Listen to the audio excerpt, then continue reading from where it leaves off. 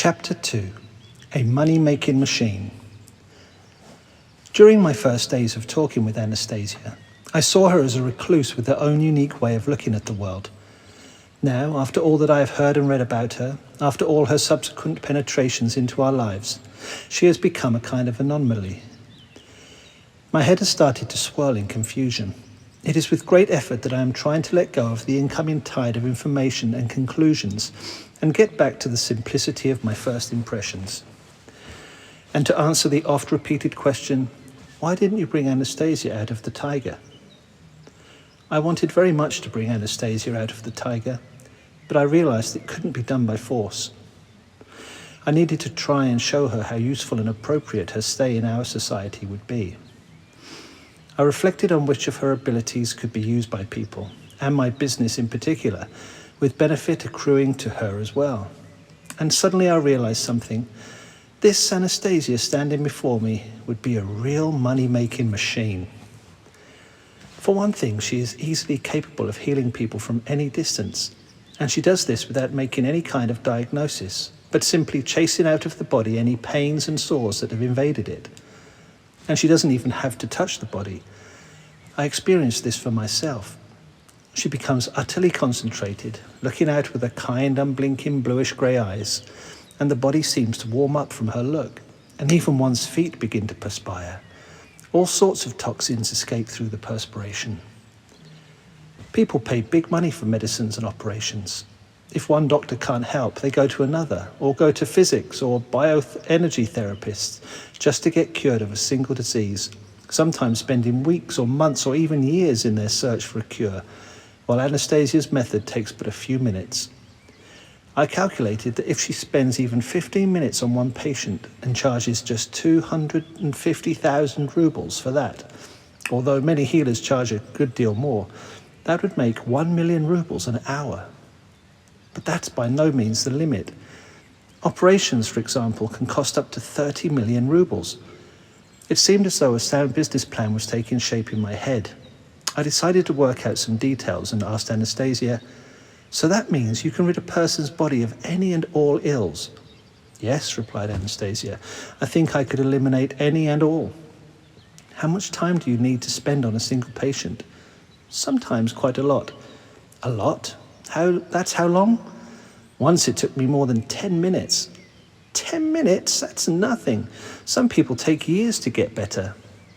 10 minutes is a long time, considering the fact that I have to concentrate, as it were, and decrease my sense of conscious awareness.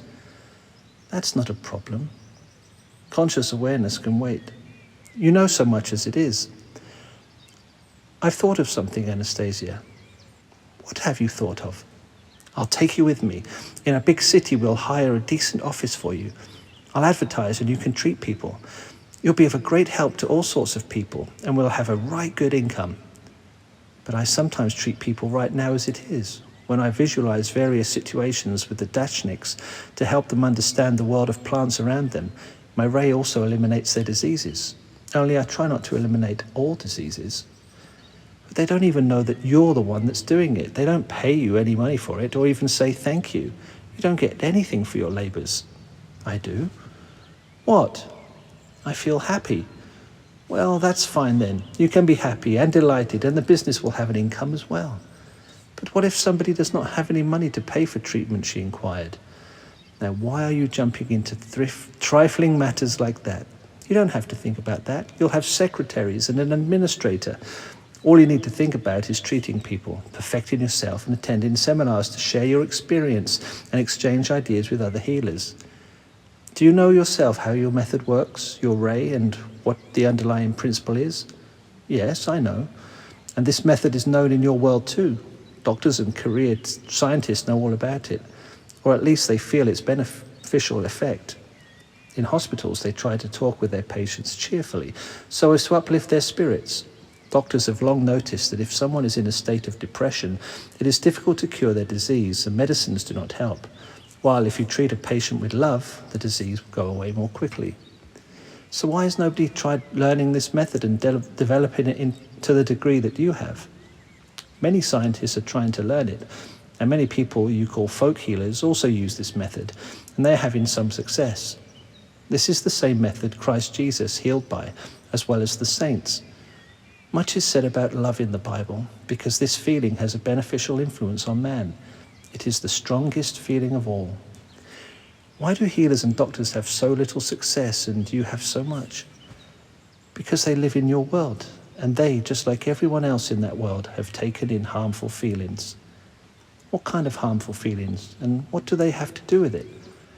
Harmful feelings, Vladimir, are anger, hatred, irritation, jealousy, envy, and others.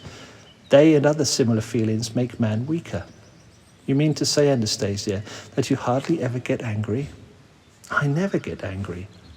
All right, Anastasia.